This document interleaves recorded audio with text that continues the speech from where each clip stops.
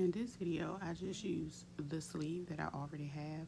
I'm not going to make it as long as the previous one because I made mine extra long, but I will take the shape of it. And because I'm making it for a arm that's smaller than mine, I'm not going to add any seam allowance to it. I'm going to cut it not, basically not as wide. I'm going to fold this. As you can see, it's already folded twice, and I'm going to fold it again. And on the folded part, which is going to be the top of the arm, I'm going to lay it on there. And if you need to pin it down, that's cool. And I'm just basically trying to take the shape of it. And on the open edge, which you can see is this side right here, I'm going to go ahead and cut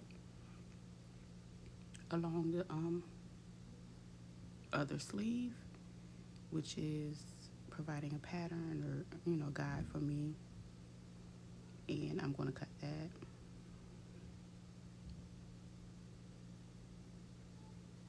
And up until I get to the armpit.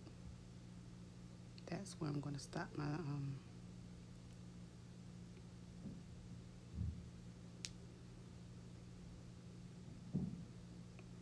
then of course I make sure the arm is that as long as my other one. And then what I'm going to do is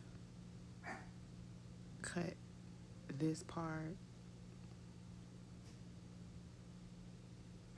And of course I'm going to modify it and change it later, but this is basically how I cut it using the sleeve that I have. So you can always do this with a jacket that you have. You can also do it with any type of like long sleeve shirt or short sleeve shirt. Yeah, that's it.